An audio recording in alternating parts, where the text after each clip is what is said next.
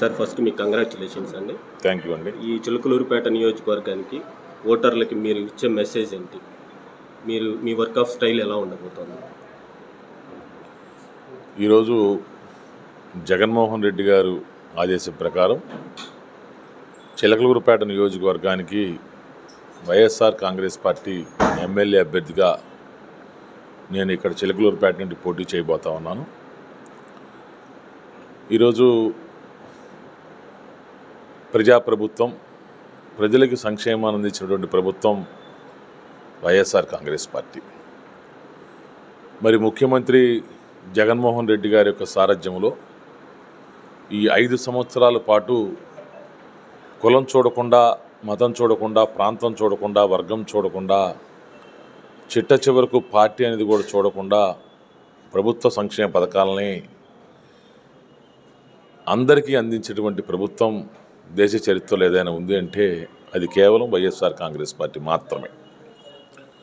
ఎందుకంటే రాష్ట్ర వ్యాప్తంగా మనం చూసినా, ప్రత్యేకించి చిలకలూరుపేట నియోజకవర్గంలో మనం చూసినా 87% మంది పైచులుకు ప్రజలకి ఈరోజు ప్రభుత్వ సంక్షేమ పథకాలు అందినాయి. అంటే గత ప్రభుత్వాన్ని మనం పోల్చుకుంటా ఉంటే 2014 నుంచి 2019 వరకు వాళ్ళు ఇచ్చినటువంటి 600 హామీల్లో కనీసం 6 హామీలు చేయటంలో కూడా వాళ్ళు పూర్తిగా విఫలమయ్యారు. అందువల్ల 2019 ఎన్నికల్లో వైఎస్ఆర్ కాంగ్రెస్ పార్టీకి అఖండమైన మెజార్టీతో గెలిపించి జగన్మోహన్ రెడ్డి గారిని ముఖ్యమంత్రి చేశారు.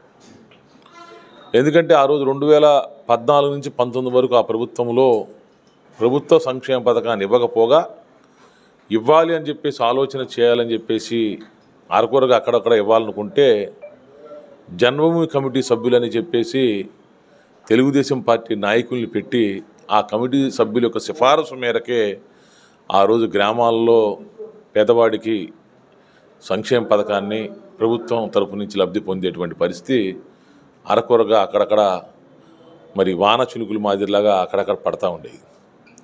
కానీ ఈ ప్రభుత్వం వచ్చిన తర్వాత ఏదైతే పాదయాత్రలో మా ముఖ్యమంత్రి జగన్మోహన్ రెడ్డి గారు చెప్పారో ఆ చెప్పిన దాన్ని తూచా తప్పకుండా చేయడంతో పాటు ఒక అడుగు ముందుకు వేసి చెప్పనటువంటి సంక్షేమాలను కూడా చేసి చూపించినటువంటి ముఖ్యమంత్రి ప్రభుత్వం జగన్మోహన్ రెడ్డి గారు.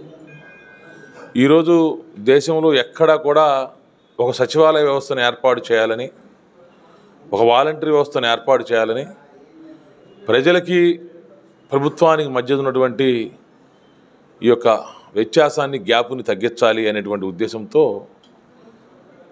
గ్రామ స్థాయిలో, అదేవిధంగా డివిజన్ స్థాయిలో కూడా ఈ ప్రభుత్వ సచివాలయాన్ని ఏర్పాటు చేసేటువంటి ఘనత ఈరోజు జగన్మోహన్ రెడ్డి గారు తీసుకున్నారు. ఈరోజు మనం చూస్తూనే ఉన్నాం, ఏ గ్రామంకి వెళ్ళినా వాళ్ళకి ఎంఆర్ఓ ఆఫీస్తో పని లేదు, ఆర్డీఓ ఆఫీస్తో పని లేదు, చివరకు కలెక్టర్ ఆఫీస్తో పని లేదు.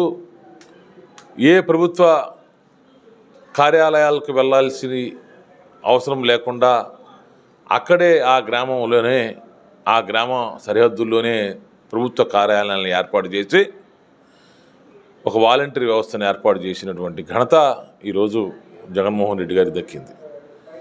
ఈరోజు పక్కన ఉన్నటువంటి తమిళనాడు రాష్ట్రం కావచ్చు, అదేవిధంగా తెలంగాణ రాష్ట్రం కావచ్చు, కూడా ఈ రాష్ట్రాల్లో కూడా ఎంత ప్రభుత్వాలైనా సరే ఏంటి జగన్మోహన్ రెడ్డి గారు ఈ వ్యవస్థను ఏర్పాటు చేశాడు అని చెప్పేసి ఆలోచన చేసి అక్కడ కూడా ఆ యొక్క సచివాలయాలను ఏర్పాటు చేయాలని చెప్పేసి వాళ్ళు ఆలోచన చేస్తున్న విధానం చూస్తూ ఉంటే ఇంకా జగన్మోహన్ రెడ్డి గారు ప్రజలకు ఎంత మంచి చేశాడో, వాళ్ళని ఏ విధంగా ఆదుకున్నాడో, వాళ్ళ జీవితాలలో ఎంత వెలుగుని తీసుకొచ్చాడో స్పష్టంగా అర్థమవుతూ ఉంది.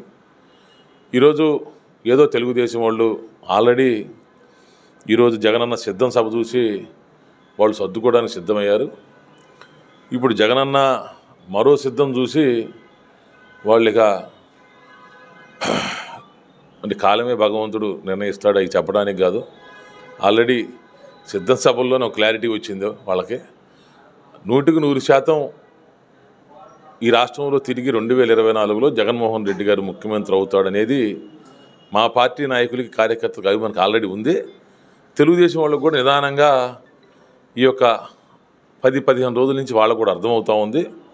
ఇంకా మేము ఎన్ని సీట్లు వస్తాయి, అధికారం అయితే కన్ఫర్మ్, ఎన్ని సీట్లు వస్తాయి, ఏ సీటు గెలవబోతా ఉన్నాం అనేది ఈ 40 రోజుల వ్యవధిలో మేము చెబుతాం. తప్పకుండా జగన్మోహన్ రెడ్డి గారు ముఖ్యమంత్రి అవ్వడం ఖాయం, ఈ నియోజకవర్గంలో నేను గెలవడం ఖాయం, పార్లమెంట్లో అనిల్ కుమార్ యాదవ్ గారు గెలవడం ఖాయం అనేది వాస్తవం అని చెప్పి చెప్తా ఉన్నాను. సార్, టీడీపీ పొత్తు మీద మీ అభిప్రాయం ఏంటి? టీడీపీ పొత్తే ఉందండి. వాళ్ళు చంద్రబాబు నాయుడికి అధికారం కావాలి. అధికారం కోసం ఏ పార్టీతోనైనా పొత్తు పెట్టుకుంటాను. ఆఖరికి ఆఫ్ఘనిస్తాన్ తాలిబాన్లతో కూడా పొత్తు పెట్టుకుని అధికారంలోకి వస్తాను అంటే తాలిబాన్లతో కూడా పొత్తు పెట్టుకోవడానికి చంద్రబాబు నాయుడు సిద్ధం. లేకపోతే ఇంకెక్కడైనా ఏ ప్రభుత్వానికి సంబంధించినటువంటి వాళ్ళతోనైనా పొత్తు పెట్టుకోవడానికి చంద్రబాబు నాయుడుకి సిద్ధం. ఆయనకంటే ఒక విలువలు లేవు, ఒక కమిట్మెంట్స్ లేవు, ఒక సిద్ధాంతాలు లేవు, ఒక పార్టీకి ఒక గైడ్ లైన్స్ అనేది లేదు. ఆయన కేవలం అల్టిమేట్గా ఈ రాష్ట్రం తన చేతిలో ఉండాలి, ఈ రాష్ట్రానికి ముఖ్యమంత్రి కావాలి, ఈ రాష్ట్రం ముఖ్యమంత్రి కావడానికి ఏ గడ్డైనా నేను తింటాను, అది పచ్చిగడ్డి అయినా ఎండుగడ్డి అయినా లేకపోతే బురదలో ఉన్నటువంటి గడ్డి అయినా సరే నేను తింటాను, నాకు అధికారమే అల్టిమేట్గా నాకు కావాలని చెప్పేసి చూస్తూ ఉన్నాడు. ఈరోజు చూడండి, ప్రజలు నవ్వుతూ ఉన్నారు. మోడీ గారిని తిట్టాడు. మోడీ గారు వస్తే తిరుపతి వస్తే నల్ల జెండాలు ఎగరేశాడు, నల్ల బెల్లుళ్ళు ఎగరేశాడు. మోడీ గారి భార్యని తిట్టాడు, మోడీ గారిని వ్యక్తిగతంగా తిట్టాడు, పవన్ కళ్యాణ్ గారిని తిట్టాడు. ఈరోజు అదే పవన్ కళ్యాణ్ గారితో అదే మోడీ గారితో ఈరోజు చట్టాపట్టాలు వేసుకొని సాక్షాత్తు మా చిలకలూరుపేట నియోజకవర్గంలో బొప్పూడి దగ్గర మరి ఒక పెద్ద బహిరంగ సభ పెట్టాలని చెప్పేసి పెట్టారు.